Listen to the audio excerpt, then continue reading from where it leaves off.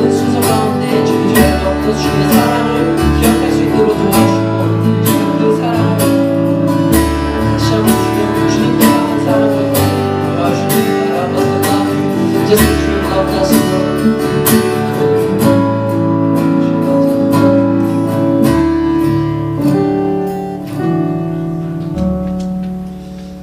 은혜와 사랑의 아버지 하나님, 주님의 은총을 진심으로 감사를 드립니다. 오늘도 하나님을 사랑하는 자들이 한자리에 모여서 주 앞에 귀한 예배를 올려드립니다. 이 예배를 기뻐 받아주시고 우리의 심령 가운데 하나님께서 허락하시는 크나큰 은총을 누리는 시간 될 수 있도록 주여 역사하여 주시옵소서. 예수님의 이름으로 기도하옵나이다. 아멘. 성시봉도 85 요한일서 4장입니다. 사랑하는 자들아, 우리가 서로 사랑하자. 사랑은 하나님께 속한 것이니 사랑하는 자마다 하나님으로부터 와서 하나님을 알고 사랑하지 아니하는 자는 하나님을 알지 못하나니 이는 하나님은 사랑이시니라. 하나님의 사랑이 우리에게 이렇게 나타난 바 되었으니 하나님이 자기의 독생자를 세상에 보내심은 그로 말미암아 우리를 살리려 하심이라. 사랑은 여기 있으니 우리가 하나님을 사랑한 것이 아니요 하나님이 우리를 사랑하사 우리 죄를 속하기 위하여 한국으로 올라가기를 보내셨습니다. 사랑하는 자들아, 하나님이 이같이 우리를 사랑하셨은즉 우리도 서로 사랑하는 것이 마땅하다. 어느 때나 하나님을 본 사람이 없으되 만일 우리가 서로 사랑하면 하나님이 우리 안에 거하시고 그의 사랑이 우리 안에 온전히 이루어지느니라. 아멘. 전능하사 천지를 만드신 하나님 아버지를 내가 믿사오며 그 외아들 우리 주 예수 그리스도를 믿사오니 이는 성령으로 잉태하사 동정녀 마리아에게 나시고 본디오 빌라도에게 고난을 받으사 십자가에 못 박혀 죽으시고 장사한 지 사흘 만에 죽은 자 가운데서 다시 살아나시며 하늘에 오르사 전능하신 하나님 우편에 앉아 계시다가 저리로서 산자와 죽은 자를 심판하러 오시리라. 성령을 믿사오며 거룩한 공회와 성도가 서로 교통하는 것과 죄를 사하여 주시는 것과 몸이 다시 사는 것과 영원히 사는 것을 믿사옵나이다. 아멘.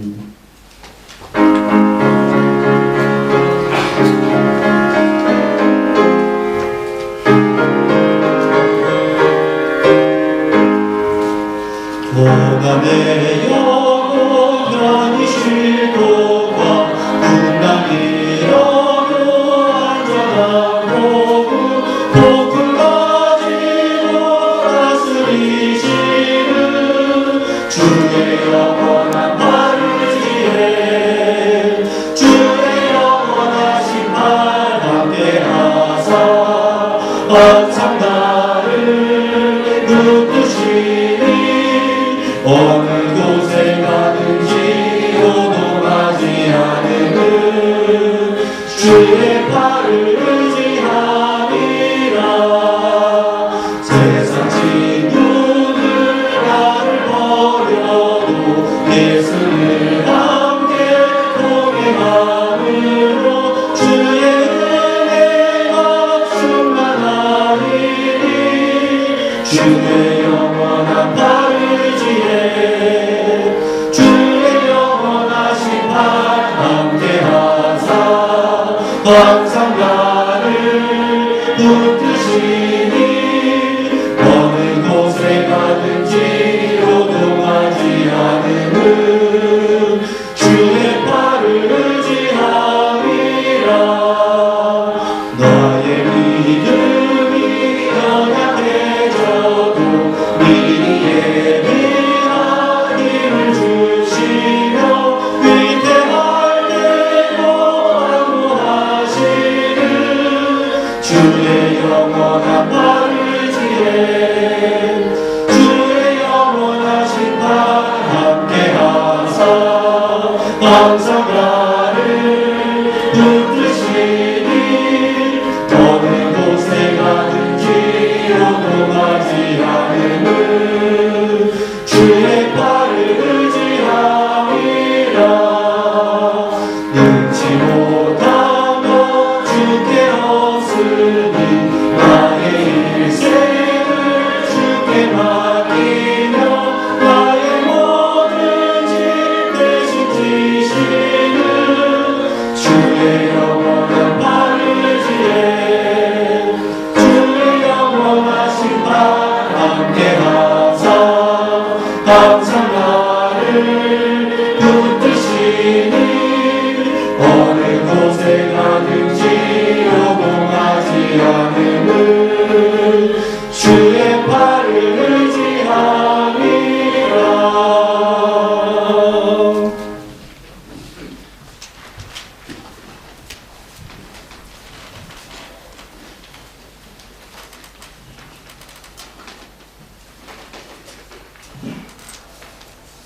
늘 계획대로 보호하시고 인도하시는 위대하신 하나님 아버지, 주님의 말씀을 사모하고 찬양하기를 원하는 은총교회 성도님들이 오늘 이 자리에 나와 주님 앞에 예배드릴 수 있음에 감사드립니다.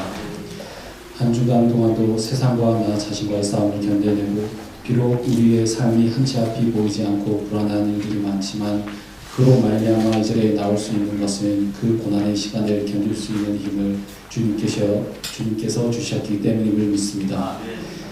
저희 은총교회 성도들이 단 한순간도 내일의 일에 걱정하기보다 그 순간순간 먹이시고 입히시는 주님의 손길을 느끼며 감사할 수 있도록 하여 주시옵소서.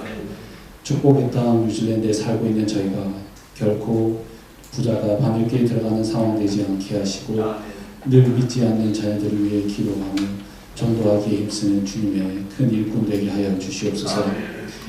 저희를 부르시는 주님의 목소리가 결코 공허한 메아리가 되지 않도록 주님을 향한 나의 마음이 늘 갈급함으로 귀 기울이고 화답하는 마음 되게 하여 주시옵소서.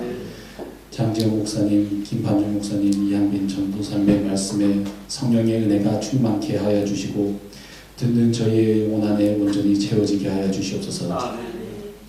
교회 곳곳에서 봉사하시는 손길 위에 주님의 축복이 넘치게 하시되 모든 성도들이 그리 되게 하여 주시옵소서. 새로운 탄생이 있게 하심을 또한 감사드립니다. 산모와 아이의 건강 주님께서 지켜주시고 그들의 앞으로의 삶 주님께서 주관하여 주시옵소서. 새로운 인직자 과정 가운데서도 주님 함께 하시고 그들의 헌신과 봉사가 전교회의 부흥과 영적인 성장이 있게 하여 주시옵소서. 한 해의 반이 지나가는 이 시간 저희의 세월을 사탄의 속삭임에 헛되이 낭비하지 말게 하여 주시옵소서. 찰나와 같은 세월 속에서 주시는 주님의 이야기를 듣기 위해 귀 기울이는 저희 은총교회 되게 하여 주시옵소서. 주님의 임재하심을 늘 소망하며 예비함으로 하루하루 살게 하시고 그때가 올 때에 낙오되지 않도록 늘 깨어 기도하는 거룩한 주님의 성도 되게 하여 주시옵소서. 아멘. 감사드립니다. 예수님 이름으로 기도드립니다. 아멘.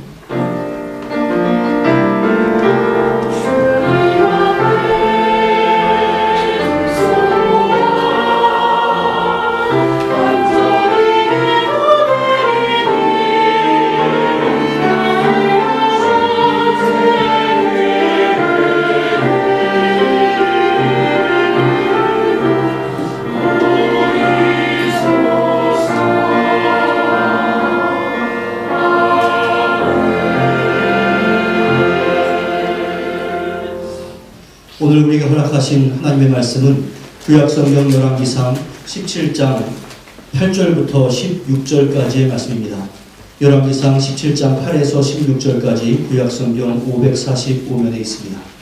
우리가 교독하겠습니다. 여호와의 말씀이 엘리야에게 임하여 이르시되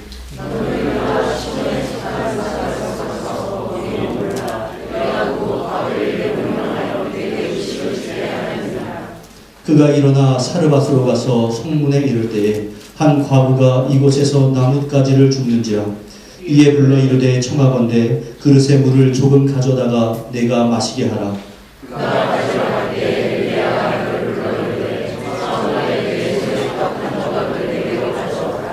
그가 이르되 당신의 하나님 여호와께서 살아계심을 두고 맹세하노니 나는 떡이 없고 다만 통에 가루 한 움큼과 병에 기름 조금뿐이라. 내가 나뭇가지 둘을 주어다가 나와 내 아들을 위하여 음식을 만들어 먹고 그 후에는 죽으리라.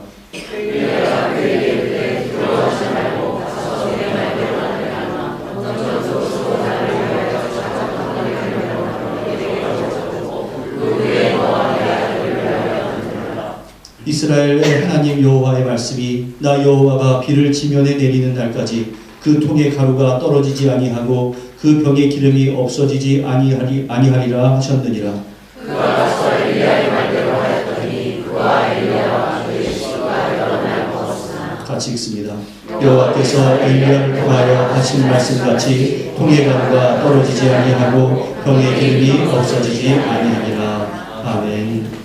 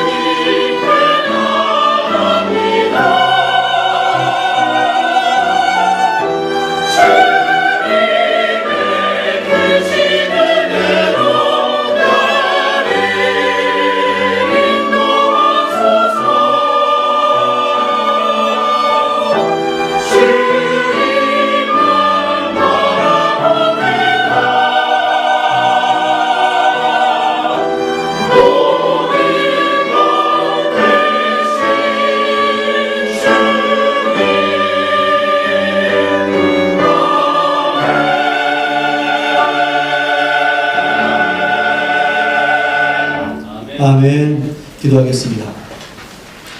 은혜와 사랑의 아버지 하나님, 나의 모든 상황과 형편을 아시는 그 주님을 바라보며 나아갑니다. 우리의 심령 가운데 항상 주님께서 인도하시는 그 삶의 절묘한 모습을 깨닫는 자들이 될 수 있도록 은혜 가운데 함께하여 주시옵소서. 오늘도 엘리야와 함께하신 하나님의 은총을 보면서 또 나와 동행하시는 하나님을 살펴보고자 합니다. 그 가운데 하나님께서 우리에게 은혜를 더하여 주시옵소서. 예수님의 이름으로 기도하옵나이다. 아멘. 지난주부터 엘리야의 이야기를 시작했습니다. 그 엘리야에 대한 언급은 이스라엘 역사 가운데 가장 악한 왕 가운데 하나로 평가되는 아합 왕과의 대립으로 시작을 하고 있습니다. 엘리야는 하나님의 명령을 따라서 그 아합 왕을 찾아가서 아주 호기롭게 선포했습니다. 내가 섬기는 이스라엘 하나님 여호와께서 살아계심을 두고 맹세하오니 내 말이 없으면 수년 동안 비도 이슬도 있지 아니하리라. 아주 단호하게 외쳤습니다. 우상 숭배에 앞장서고 있는 그 왕에 대한 강력한 경고였습니다. 그러나 왕 앞에서 그렇게 소리를 뻥뻥 쳤는데 결과적으로는 그는 위협을 피해서 저 외진 그리 시냇가로 도망을 가서 숨어버리는 그러한 신세가 되어버리고 말았습니다. 여러분들, 이것이 얼마나 큰 망신살입니까? 엘리야도 망신살이고 하나님도 망신이었습니다. 그러나 그 그리 시냇가는 엘리야에게 있어서 아무런 의미가 없는 장소가 아니었습니다. 그리 시냇가의 물을 엘리야는 마실 수 있었고 하나님께서는 까마귀를 통해서 계속해서 엘리야에게 음식을 공급해 주심으로 말미암아 엘리야는 아무것도 없는 그 절망의 장소에서 생명을 유지하며 살아갈 수 있었고, 더 나아가 모든 자연 만물을 주관하시는 그 하나님에 대한 믿음을 훈련할 수 있게 되었습니다. 이러한 하나님에 대한 전적인 신뢰는 엘리야가 앞으로 우상의 선지자와 맞서서 싸우게 될 때 얼마나 크나큰 힘이 되었는지 모릅니다. 그런데 비가 계속 내리지 않음으로 인해서 엘리야가 물을 공급받고 있었던 그 시냇물이 마르게 됩니다. 지금까지 하나님께서 나를 보호해 주신다 이렇게 믿었었는데 말라버린 그 물은 하나님에 대한 전적인 신뢰를 무너뜨리기에 충분한 상황이 되고 말았습니다. 그러나 그 시내가 마른 것은 하나님께서 그와 함께 하신다라고 하는 기적을 보여주신 또 다른 시작이 된다라고 제가 지난주일 설교에서 말씀을 드렸습니다. 지난주일 설교에서는 땅에 비가 내리지 아니하므로 얼마 후에 그 시내가 마르니라라고 7절에서 이렇게 마쳤습니다. 그리고 오늘 본문의 말씀은 여호와의 말씀이 엘리야에게 임하여 이르시되 이렇게 시작을 하고 있습니다. 지난 주일에 말씀을 드린 바와 같이 물이 하루아침에 다 마르지는 않았을 것입니다. 식수로 사용하고 있었던 그 시냇물이 점차 말라가고 있을 때 엘리야는 그것 때문에 위기감을 느끼고 야, 빨리 이곳을 떠나게 해야겠다라는 그러한 유혹을 받았을 것 같습니다. 하지만 그는 하나님의 명령이 있을 때까지 그곳에서 움직이지 않았습니다. 하나님께서 명령하실 때 움직이는 것도 믿음이지만 하나님께서 말씀하지 않으실 때 그곳에 움직이지 않는 것도 믿음입니다.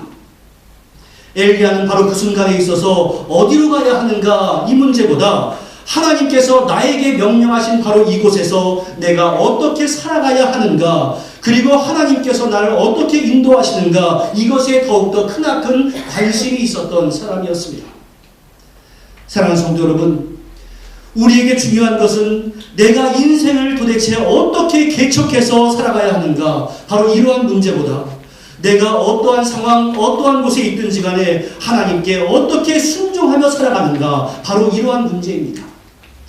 우리가 하나님의 말씀에 전적으로 순종하고 그리고 하나님의 인도하심을 받고 있다라고 하는 분명한 믿음이 있다라고 한다면 우리는 현실은 괴롭다 할지라도 그 순간에 낙담하거나 절망할 필요가 없습니다. 우리가 살아가다 보면 어느 순간인가 나의 경제적인 시냇물이 말라가는 것을 감당해야 하는 때도 있습니다. 때로는 내 건강의 시냇물이 말라가는 것을 경험해야 하는 때도 있습니다. 당장 내 눈앞에 있는 어떤 환경 속에서는 더 이상 어떠한 소망도 발견하기 힘든 상황도 우리가 맞이하기도 합니다. 그럴 때 우리가 할 일은 하나님께서 바로 이러한 순간에 나에게 어떠한 말씀을 주시는지 우리가 말씀과 기도 가운데 기다리고 하나님의 음성을 듣는 것입니다. 시냇물이 말랐을 때가 여호와의 말씀이 엘리야에게 임하는 때가 되었던 것처럼 우리 인생의 고난의 때는 아무런 의미가 없는 것이 아니라 바로 그 고난의 때에 하나님께서 나에게 말씀하시는 경우가 참으로 많이 있습니다. 따라서 우리는 여러분들 우리의 삶의 모든 것이 말라서 아무런 소망이 없다 할지라도 바로 그 순간에도 하나님을 의지할 수 있기를 주님의 이름으로 간절히 부탁을 드립니다. 그처럼 하나님을 기다리고 있었던 엘리야에게 하나님은 말씀하셨습니다. 너는 일어나 시돈에 속한 사르밧으로 가서 거기 머물라. 내가 그곳 과부에게 명령하여 내게 음식을 주게 하였느니라. 어디로 갑니까? 시돈에 속한 사르밧으로 가서. 이곳의 배경을 우리가 제대로 모르면은 이 구절을 가지고서 이게 무슨 큰 명령인가라고 이해하는 것이 쉽지가 않습니다. 하나님께서 이제 엘리야에게 새로운 길을 열어주시는구나, 이런 정도로 끝낼 수 있다는 말씀입니다. 하지만 이 말씀의 배경을 잘 살펴보면 하나님께서 엘리야에게 이러한 명령을 주신 것조차도 이해하기가 힘든 명령입니다. 다시 한번 봅니다. 하나님께서 엘리야에게 어디로 가라고 하셨습니까? 시돈에 속한 사르밧. 여러분들 시돈이 어딘지 기억을 하고 계십니까? 북이스라엘의 바알 신앙을 가져왔던 왕비 이세벨의 출신지, 바로 그곳이 시돈입니다. 그리고 그 시돈에는 바알의 제사장 출신인 왕이자 이세벨의 아버지인 엣바알이 통치를 하고 있었던 그러한 지역이었습니다. 그런데 하나님은 지금 하나님의 선지자 엘리야로 하여금 바알 신앙의 중심지로 가서 너의 몸을 의탁하여라, 이렇게 말을 하고 있는 겁니다. 게다가 그곳에 있는 과부에게 가여라, 이렇게 말씀을 합니다. 지난주일에 말씀을 드린 바와 같이 선지자의 입장에서 유대인들 사이에 부정하게 여겨지는 그 까마귀에게 음식을 공급받는 것은 인간적으로만 생각해 볼 때는 참으로 자존심이 상하는 일이었습니다. 그런데 선지자가 자기의 민족의 나라도 아니고 이방 땅에 가서 보호를 받아야 한다는 것과 이방 과부에게 음식 부탁을 하는 것도 정말로 자존심이 상하는 일이었습니다. 하나님의 선지자로서 이게 얼마나 자존심이 상하는 상황입니까? 그런데 하나님은 네가 가장 자존심 상하는 바로 그곳으로 가서 몸을 의탁하여라 라고 명령을 하셨습니다.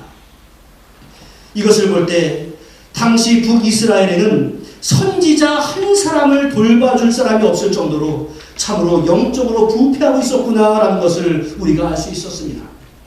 그리고 반면에 우리는 이 가운데서 긍정적인 면도 발견할 수 있어야 합니다. 그것은 바로 하나님의 이방인들에 대한 구원 계획이 이 사건을 통해서 드러나고 있다는 사실입니다. 다시 말씀드려서 이 사건은 하나님께서는 당신의 뜻에 합당한 영원한 하나님의 나라를 건설하기 위해서 장차 이방 사람들을 들어서 사용하실 것이다 라고 하는 사실을 예표적으로 보여주는 일이다, 이러한 말씀입니다. 그런 의미에서 이 이방인 과부는 하나님의 구원 계획의 특성이 무엇인가, 이것을 가장 상징적으로 보여주는 사건 가운데 하나입니다. 하여튼 하나님께서는 그 엘리야에게 너는 사르밧에 있는 과부에게 가서 음식을 구해라, 이렇게 말씀을 하셨습니다. 당시의 문화 가운데 과부는 가장 형편이 좋지 않은 사람들이었지만 그래도 엘리야는 하나님께서 그녀에게 가서 음식을 구하라 했기 때문에 엘리야를 대접할 만한 여유가 있는 과부가 준비되었을 것으로 기대를 했을 것 같습니다.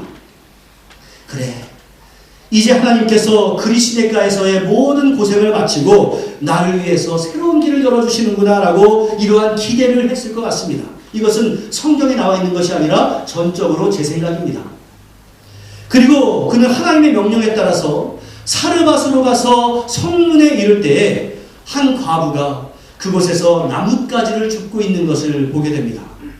그래서 그 여인에게 청하건대 그릇에 물을 조금 가져다가 내가 마시게 하라, 이렇게 부탁을 합니다. 당시 근동 지역에서 목마른 나그네에게 물을 제공하는 것은 거의 신성한 의무처럼 여겨졌기 때문에 그녀는 아무 말 없이 물을 가지러 갑니다. 그런데 그녀가 물을 가지러 이렇게 가는 마당에 그 편에 대고 엘리야는 한 가지 부탁을 더합니다. 청하건대 내 손에 떡 한 조각을 내게로 가져오라. 물을 요청할 때는 아무 말 없이 물을 가지러 가던 그 여인이 떡을 요청하자 이번에는 딱 멈춰서 가지고 엘리야에게 대답을 합니다. 당신의 하나님 여호와께서 살아계심을 두고 맹세하지만 나에게는 빵이 없습니다. 떡이 없습니다. 항아리에 밀가루가 조금 있고 기름병에 기름이 조금 있을 따름입니다. 이곳에 땔감을 주우려고 왔는데 땔감을 주어 집에 가져가서 나와 내 아들이 죽기 전에 마지막으로 먹을 음식을 준비하려는 참이었습니다. 이렇게 이야기를 합니다. 성경은 문자로 되어 있어서 그 감정이 표시가 되어 있지 않지만 아마도 이 여인은 속 터져 하면서 엘리야에게 손삭대질하면서 따지듯이 말하고 있는 것 같습니다. 우리 한국식 표현으로 따지자면 나에게는 먹고 죽을 것도 없어요 이렇게 하는 그러한 느낌이 드는 바로 그러한 구절입니다. 그녀는 아무런 소망이 없는 상태였습니다. 오랜 가뭄으로 인해서 소득이 없기 때문에 그래 이 떡을 마지막으로 아들과 함께 먹고 죽어버려야지 이러한 생각을 하고 있는데 저 속없는 어느 이스라엘 사람이 찾아와서는 떡을 달라 이렇게 말을 하니 울분이 터질 수밖에 없었습니다. 여러분 이 상황을 알게 되었으면 여러분이 엘리야라고 한다면 어떻게 해야 마땅하겠습니까? 그 여인을 향해서 아이고 미처 몰랐습니다. 정말로 미안합니다. 이렇게 해야 정상 아니겠습니까? 그리고 엘리야의 입장에서도 하나님을 향해서 어떻게 저를 저러한 여인에게 보냈습니까? 하나님 혹시 잘못 판단한 거 아닙니까? 라고 항의를 할 수 있는 그러한 상황이었습니다. 그런데 맙소사 그렇게 호소하는 여인, 나 이거 먹고 죽으려고 그랬어요 라고 하는 그 여인에게 엘리야는 영치도 없이 말합니다. 13절 말씀 여러분들 가장 영치 없는 목소리로 한번 읽어보겠습니다. 시작. 두려워하지 말고 가서 내 말대로 하려니와 먼저 그것으로 나를 위하여 작은 떡 한 개를 만들어 내게로 오고 그 후에 너와 내 아들을 위하여 만들라. 여러분들 도대체 어떻게 이럴 수 있겠습니까? 이러한 요청은 지금 그녀에게 엄청난 고통을 안겨주는 그러한 말이었습니다. 앞으로 어떠한 일이 펼쳐질지 알지 못하는 상황에서 자신에게 있는 마지막의 것을 달라는 그 엘리야의 요청은 당시의 사회적인 시각으로 볼 때도 말도 안 되는 것이었습니다. 어떻게 그 여인을 향해서 위로는 못할 망정 어떻게 이렇게 말을 할 수 있겠습니까? 이 속없는 엘리야가. 그런데 엘리야가 그것을 몰랐겠습니까? 그렇지 않습니다. 다만 그는 하나님에 대한 확신이 있었습니다. 하나님께서 자신을 이곳에 보내신 이유를 그는 너무나 잘 알고 있었습니다. 그리시네가에서 까마귀를 통해서 음식을 공급하신 그 하나님은 바로 이 이방 땅 과부를 통해서 기적을 통해서라도 자신을 보호하실 것이다 이것을 믿고 있었고 더 나아가서 이러한 시험은 나만을 위한 것이 아니라 바로 저 여인에게도 유익이 있을 것이다 라고 하는 확신이 바로 엘리야에게는 있었습니다. 그래서 엘리야는 인간의 기준으로 볼 때는 정말로 무례해 보이는 그러한 요청을 담대하게 바로 그 순간에도 하고 있는 것이었습니다. 여러분들 우리 하나님께서는 그의 택한 자들에게 이것저것 재보지 말고 무조건적인 순종을 요구하실 때가 있습니다. 마치 아브라함에게 독자 이삭을 바쳐라 이렇게 명령하신 것과 마찬가지이고 이미 극심한 고난을 당하고 있는 요한계시록의 서머나 교회를 향해서 너희들은 죽도록 충성하여라 라고 명령하신 것과 마찬가지입니다. 하지만 그러한 헌신과 순종이 그 사람을 망하게 하기 위함이 아니라 오히려 순종하는 자들에게 하나님께서 계획하고 있는 복을 주시기 위함이다라는 사실을 우리는 분명히 알아야 하고 또한 믿어야 합니다. 그것에 대해서 믿고 또한 나에게도 어떠한 말씀이 주어진다 할지라도 순종하며 나아가는 자세가 바로 우리들의 자세가 되어야 합니다. 야, 아브라함은 저렇게 했었지, 이삭은 저렇게 했었지, 야곱은 저렇게 했었지, 이것으로 끝내는 것이 아니라 바로 그러한 절대적인 순종의 자세가 우리의 믿음의 표현이 되어야 한다. 이러한 의미입니다.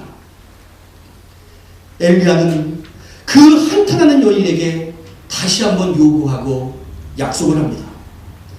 이스라엘 하나님 여호와의 말씀이 나 여호와가 비를 지면에 내리는 날까지 그 통에 가루가 떨어지지 아니하고 그 병에 기름이 없어지지 아니하리라 하셨느니라. 여러분들, 엘리야가 이러한 상황 가운데서 그 여인에게 큰 소리를 칠 수 있었던 이유는 하나님께서 엘리야에게 이미 말씀하신 바가 있었기 때문에 그렇습니다. 하지만 아직 그 과부는 그 하나님의 약속을 모르는 상태였습니다. 그렇기 때문에 그 엘리야의 말을 들을 이유가 없었습니다. 도대체 이 이스라엘 사람이 왜 이러나 라고 생각을 했을 것 같습니다. 그런데 이 말씀을 한번 잘 보시기를 바랍니다. 지금까지는 엘리야가 엘리야의 입술을 가지고 과부에게 말한 것이었습니다. 나에게 물을 달라. 나에게 떡을 달라. 하지만 이번 말씀부터는 그 말씀하시는 주체가 여호와 하나님으로 바뀌고 있습니다. 하나님께서 나에게 말씀을 하셨는데 다시 비가 올 때까지 밀가루가 떨어지지 아니할 것이고 기름이 떨어지지 아니할 것이다. 여기서 굳이 이스라엘의 하나님 여호와라고 말씀하신 것은 이 가뭄의 원인이 너희들이 믿고 의지하고 있는 바알에 있는 것이 아니라 여호와 하나님에게 있는 것이다. 이것을 강조하면서 지금 사르밧 과부로 하여금 하나님의 말씀에 대해서 순종하게 하기 위함이었습니다. 그 과부의 판단의 근거를 지금까지는 엘리야의 말에서 이제는 하나님의 말씀으로 바꿔놓는 그 전환점이 되는 것이 바로 이 말씀입니다. 이제 이것은 단지 음식을 가져다 주느냐 마느냐 이러한 문제가 아니라 믿음의 문제로 격상을 시켜놓은 것입니다. 이제 그녀에게는 두 가지의 길이 있습니다. 자신의 상황과 자신의 처지를 생각하면서 엘리야에게 떡을 가져다 주는 것을 거부하느냐, 아니면 그 여호와라고 하는 신을 믿고 엘리야의 말을 따르느냐, 이 두 가지의 갈림길에 처하게 되었습니다. 그때 그녀는 엘리야의 말을 따르기로 결정을 합니다. 이것은 바로 하나님을 믿기로 작정을 한 겁니다. 바로 이것을 우리는 신앙적인 결단이라고 합니다. 여러분들, 믿음은 그저 내 마음속에 있는 것이 아니라 내 마음속에 있는 것이 행동으로 나타나는 것, 이것이 바로 진정한 믿음입니다. 바로 이 여인이 내가 여호와의 하나님의 말씀을 믿습니다 라고 마음에 믿었으면서 그 엘리야에게 떡을 공급하지 않는다면 이것은 사실 믿음이 있는 것이 아니었습니다. 내가 가지고 있는 것에 정말로 작은 부분을 사용해야 할 때는 나에게 크나큰 믿음이나 결단이 필요하지 않습니다. 하지만 내 소유 전부를 헌신해야 할 때, 이럴 때는 크나큰 믿음이 필요합니다. 그러한 의미에서 이 여인이 엘리야에게 약간의 떡을 제공한 것은 보통 사람들의 객관적인 눈으로 볼 때는 야, 그게 뭐 별거 아니잖아, 이렇게 말을 할 수도 있겠지만 엘리야와 하나님의 눈으로 볼 때는 정말로 크나큰 헌신이었습니다. 마치 성전에서 두 렙돈 동전 2개를 드린 것이 바로 그의 전부를 드린 것과 마찬가지라는 그러한 헌신의 믿음이 그에게는 있었던 겁니다. 아브라함이 자신의 아들 이삭을 하나님 앞에 드린 것도 크나큰 믿음의 증거였지만 이 여인의 작은 떡 조각도 하나님 보시기에 크나큰 믿음의 증거였습니다. 여러분들, 교회의 일이나 때로는 하나님께서 펼쳐가시는 어떠한 일을 보면 사실 별것 아닌 것처럼 보일 때도 있습니다. 그러나 그 자체가 아무리 작아 보이는 것이라 할지라도 어떤 개인의 인생에 있어서는 정말로 크나큰 결단일 때가 많이 있습니다. 너 그 정도 누가 못하겠어, 이런 것이 아니라는 말이죠. 그 결단이 큰 일이든 작은 일이든 하나님께서 기뻐하시는 일을 행하기로 내가 결단하는 마음을 가지고 있을 때 바로 그 순간을 보면서 하나님은 얼마나 기뻐하시겠습니까? 제가 한 2주쯤 전에 수요예배 광고 시간에 여러분들이 수요예배 오는 시간을, 기준 시간을 한 5분씩만 당겨주십시오, 이러한 부탁을 한 적이 있었습니다. 그런데 지난 며칠 전 수요예배를 보니까 성도들이 정말로 5분, 10분 일찍 와서 자리를 지켜주는 것이었습니다. 정말로 제가 마음이 참 좋았습니다. 또 2주 전에 제자훈련을 할 때 제자훈련의 주제가 청지기의 삶이었는데 그 가운데 우리는 시간을 맡은 청지기이고 재물을 맡은 청지기이다. 이러한 이야기를 전했습니다. 원래 주인은 하나님이시지만 그 시간을 내가 맡아서 관리하는 것이고 그 재물을 내가 관리하는 것이다. 이런 내용이었습니다. 이것을 설명하면서 11조와 주일 성수의 내용을 전했습니다. 그리고 나서 바로 그 다음 주일부터 한 청년이 그동안 하나님 앞에 하지 못했던 11조를 이제 시작하는 것이었습니다. 그것을 보면서 또한 마음이 얼마나 좋았는지 모릅니다. 여러분들, 작은 변화와 헌신, 이것이 바로 목회자가 목회를 하면서 가질 수 있는 그러한 보람입니다. 여러분들, 목사의 눈으로 볼 때도 이렇게 마음이 좋은데 바로 그러한 사람들의 삶의 결단을 보면서 하나님이 얼마나 좋겠습니까? 여호와를 믿지 않는 바알 문화에 살았던 여인이 선지자의 말을 듣고 바알 신앙에서 여호와 신앙으로 옮겨졌을 때 하나님은 얼마나 기분이 좋았겠습니까? 마치 출애굽 당시에 여리고 땅에 거주하고 있었던 라합이 자신은 이방인임에도 불구하고 하나님을 믿고 정탐꾼을 숨겨주었던 것이 생각나는 바로 그러한 구절입니다. 바로 라합은 그러한 작은 결단으로 말미암아서 예수 그리스도의 조상이 되었던 은총을 누리지 않았겠습니까? 모든 것이 불확실한 상황에서 그저 선지자 말 하나만 믿고 자신의 삶의 태도를 바꾸었던 그 여인에게 하나님께서 어떠한 복을 내리시는가 한번 보십시오. 그녀가 엘리야의 말대로 행하였더니 어떤 일이 벌어졌는가. 15절 16절 말씀 같이 읽겠습니다. 시작.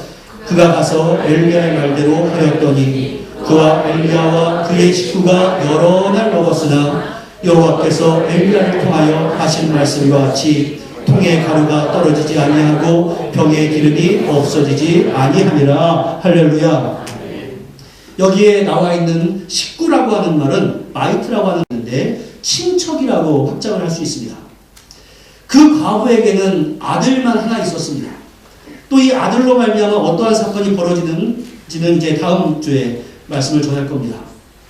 따라서 여기에서 식구는 사르밧 과부에게 임한 하나님의 축복의 소식을 듣고, 야, 이 가뭄에도 저 집은 가루가 떨어지지 아니하고 기름이 떨어지지 아니한데 이러한 축복의 소식을 듣고 온 친척이었을 것이라고 아주 유력한 주석가들은 해석을 하고 있습니다.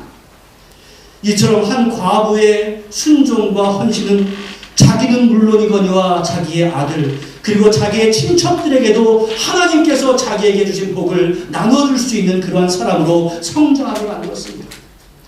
바로 이러한 사실은 한 사람 예수 그리스도의 순종이 전 인류에게 미친 구원의 역사를 우리가 생각나게 해주며, 우리 한 사람 한 사람이 하나님의 뜻에 순종하고 헌신할 수 있을 때 바로 그 작은 헌신으로 말미암아 나는 물론이거니와 우리 가족, 더 나아가 이웃과 내가 속한 공동체에 내가 하나님의 복을 나눠줄 수 있는 축복의 통로 역할을 할 수 있다라고 하는 크나큰 격려가 되는 말씀입니다. 여러분, 이 과부가 받은 축복을 왜 나라고 받지 못하겠습니까? 오늘 우리는 이 본문에서 두 가지의 관점에서 교훈을 배울 수 있습니다. 첫 번째는 엘리야의 관점에서 얻을 수 있는 교훈입니다. 엘리야는 하나님의 뜻에 순종하고 아합에게 하나님의 뜻을 전한 결과 어려움을 맞이하게 되었습니다. 그는 아합의 위협을 피해서 그리 시냇가에 숨어 있을 수밖에 없었습니다. 하나님은 그곳에서 까마귀를 통해 엘리야를 지켜주셨습니다. 그러나 시냇물이 다 말라버리자 하나님은 엘리야에게 사르밧 지역의 과부에게 몸을 의탁하게 하셨습니다. 이러한 과정은 한편으로는 어떠한 상황에 있든지 하나님께서 보호하시겠다라고 하는 약속임과 동시에 네가 의지할 분은 오직 하나님뿐이다 라고 하는 가르침을 엘리야에게 주신 것이었습니다. 여러분들, 만일 그 그리 시냇가에 물이 풍성하게 있었다고 한다면 그가 눈에 보이는 안정적인 환경 때문에 하나님을 잊어버렸을지도 모릅니다. 또한 사르밧의 과부가 백만장자였다면 엘리야가 그 사람을 바라보면서 하나님을 잊어버렸을지도 모르겠습니다. 그러나 하나님은 인간의 기준으로 볼 때는 아무런 소망이 없는 상황에서 그를 보호해 주심으로 말미암아 오직 하나님께서만이 참 인도자가 되신다라는 것을 엘리야가 믿게 만드는 그러한 훈련을 시켜주셨습니다. 그것은 전적으로 하나님만 바라보게 하시는 하나님의 훈련의 시간이었습니다. 이러한 훈련은 얼마 지나지 않아서 엘리야가 이방 선지자 850명과 단독으로 영적인 대결을 할 때 오직 하나님만 바라볼 수 있게 만들어주는 크나큰 영적인 자산이 되었습니다. 또한 사르밧 과부의 입장으로 볼 때는 진정한 믿음이라고 하는 것은 헌신과 희생이 동반된다, 이러한 교훈을 얻게 해줍니다. 또한 하나님에 대한 헌신은 하나님께서 반드시 크나큰 은혜로 갚아주신다라고 하는 위로를 받게 만들어줍니다. 우상숭배의 최중심지 시돈 땅에서조차 하나님과 하나님의 사람에 대해서 순종하고 헌신한 그녀에게 하나님은 가뭄으로 말미암아서 모두가 힘겨워하고 있는 바로 그때에도 통의 가루가 떨어지지 아니하고 병의 기름이 없어지지 않는 그러한 은혜로 갚아주셨다라고 하는 사실을 우리 모든 성도님들이 기억할 수 있기를 바랍니다. 그러므로 사랑하는 성도 여러분, 우리가 처하고 있는 상황이 지금 어떠할지라도 하나님을 향한 시선을 놓지 마시기를 간절히 축원합니다. 그리고 헌신과 순종이라고 하는 여러분들의 믿음의 증거가 있기를 간절히 축원합니다. 우리 인생에서 풍족한 것만이 반드시 축복인 것만은 아닙니다. 엘리야나 사르밧의 과부가 경험한 절대적인 어려움이 오히려 하나님의 축복의 길로 가는 통로였던 것처럼 바로 지금 이 순간이 하나님을 향해 나아가는 훈련의 기간임을 우리도 명심하며 나아가야 합니다. 여러분들 그러한 믿음을 가지시고 어느 순간에도 사도 바울이 감옥에서조차도 자족하기를 배웠던 것처럼 우리도 감사와 찬송이 넘치며 자족을 배우며 결국에는 하나님 앞에 귀히 쓰임받는 우리 모두가 될 수 있기를 주님의 이름으로 간절히 축원합니다. 기도하겠습니다.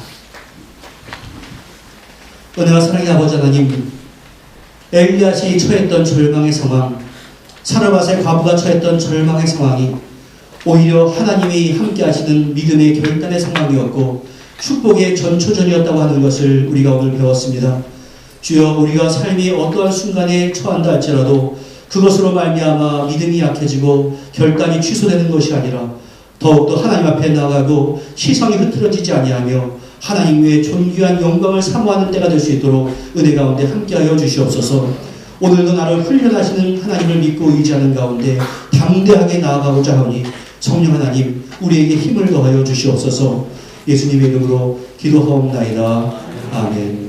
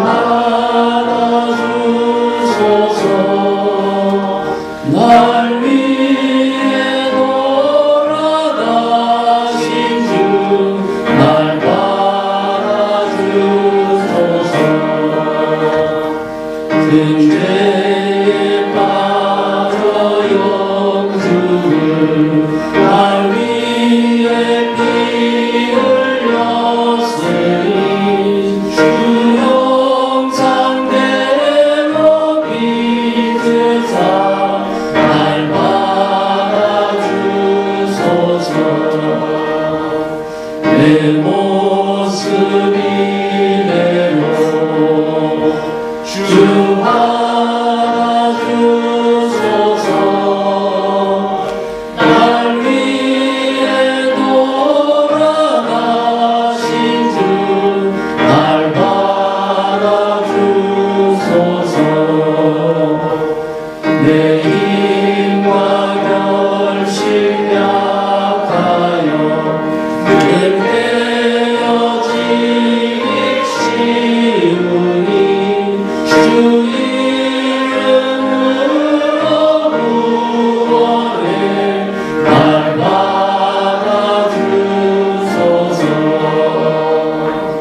내 모습 이대로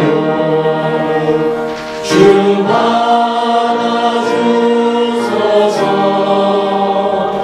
날 위해 돌아가신 주 날 받아주소서. 내 주님 서신 발 앞에 밖으로 엎드렸으니 그 크신 역사 이후에 날 받아주소서. 내 모습 이대로 주 받아주소서.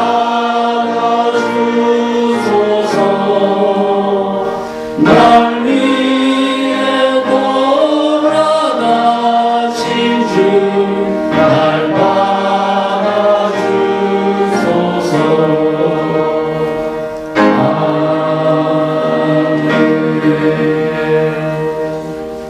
아멘. 광고 말씀드리겠습니다. 죽으로 참조하시기 바랍니다. 오늘 처음 오신 분이나 은총에 방문하신 모든 분께 주님의 이름으로 환영합니다. 또 마음을 정하시는 대로 등록해 주시면 감사하겠습니다. 오늘은 총회 주일로 지킵니다. 총회를 위해 많은 기도 부탁드리고 총회 주일 헌금에 적극 동참해 주시기 바랍니다. 세례교회 1인당 6불씩입니다. 또 오늘 예배 후에는 2, 4분기 정기 재직기가 있습니다. 재직원은 그 자리에서 남아주시기 바랍니다. 또 다음 주 20일은 예배는 세인트 존스 교회와 연합 예배로 드립니다. 또 시간은 오전 11시로 예배 드립니다. 또한 식사도 같이 동참한다고 합니다. 많은 성도 참석해 주길 바랍니다. 또 오늘 3시 30분에 식당에서 임직자 모욕이 있습니다. 또한 기쁜 소식입니다. 출산 소식입니다. 우리 고설기 유명사가 6월 12일 등단했습니다. 또 장인이 김민수 집사님께 6월 12일 또 등단했습니다. 박수로.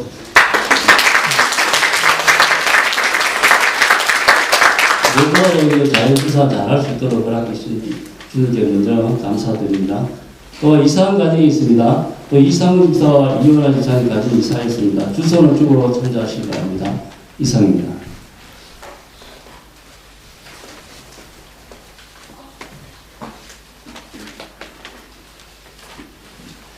네, 다음 주일에 우리가 영암 예배로 우리가 드리게 되는데 예배 시간 다시 한번 잘 숙지해 주시면 감사하겠습니다.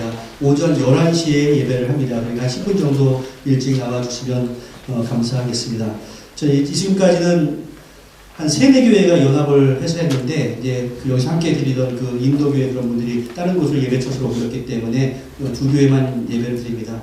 아마 지난번보다는 예배 시간이 좀 짧지 않을까라고 하는 기대를 하니까 이렇게 동참해 주시고 또 그리고 또 번역이나 통역으로 여러 가지 모양을 수고하고 또 찬양팀도 함께 할 텐데 그분들을 위해서도 많이 여러분들께서 격려해 주시면 감사하겠고 우리 찬양대도 잘 준비를 해 주시면 감사하겠습니다. 이미 광고가 되었지만 그동안 우리가 기대하고 기다리던 4명의 아이가 다 출산을 했습니다. 그래서 축복해 주시고 또 다음에도 또한 이러한 베이비붐이 많이 있을 수 있도록 젊은 부부들을 위해서도 기도 많이 해주시면 감사하겠습니다. 우리 생일자 축하하겠습니다. 이번에 6월 18일이 우리 이상원 집사님 생일이고 또 한 분 주보에 나와 있지 않은데 우리 토마스 버스데이가 지난 수요일이었습니다. 토마스 버스데이 was last Wednesday.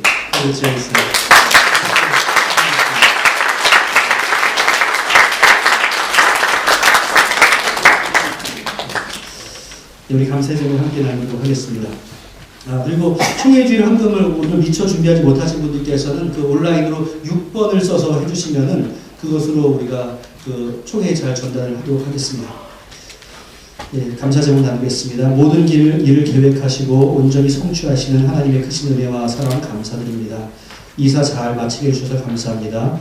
셋째 손자 이루를 건강하게 태어나고 그 산모도 건강하며 순산하게 인도하신 주님께 감사드립니다. 김민수 집사하고 장희 집사 그 사이가 아기 이름이 이루입니다. 이루.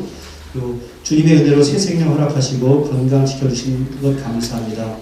주님 증손주 1회 선물로 주셔서 감사합니다. 건강하게 지혜롭게 잘 자라기를 기도합니다. 우리 윤윤 집사 가정에서 태어난 아기 이름은 이래입니다.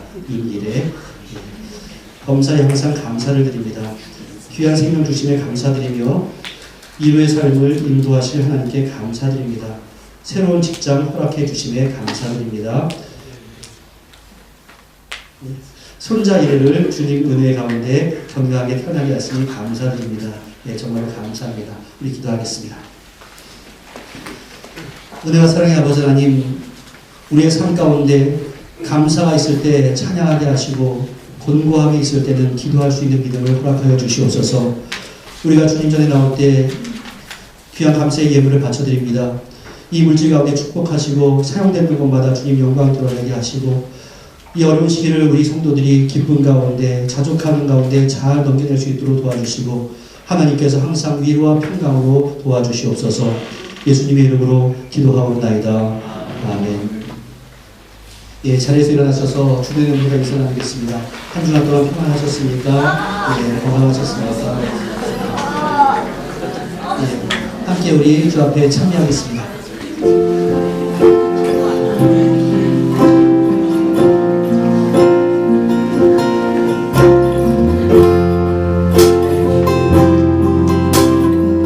주님 내 길을 잘 아시고 주님 내 길을 잘 아시고 내 걸음 아시네. 어둠에서 빛을 내시는 그분을 믿네. 무엇으로 주를 섬길지 어디로 가야 할지 그네이는 나를 아시고 길을 여시네. 내 삶을 주의 내 삶을 주의 내 삶을 주의 온전하신 은혜를 주께 드리네. 보이지 않아도 믿음으로 걷네. 주 영광 바라보며 주만 따르네. 좋은 길 따르라 좋은 길을 따르라 승리 예수. 영원한 생명 되시네. 고난 중에 순종을 배워가며 너의 모든 상황 견디리라. 삶은 주의 내 삶은 주의 온전한 신뢰를 주께 드리네.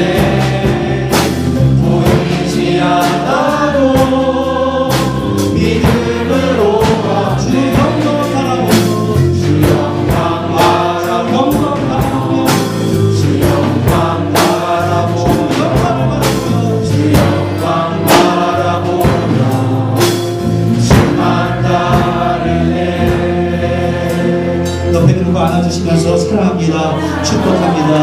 한 주간도 건강하시고 하나님의 은총과 함께 하시기를 기원합니다. 기도하겠습니다.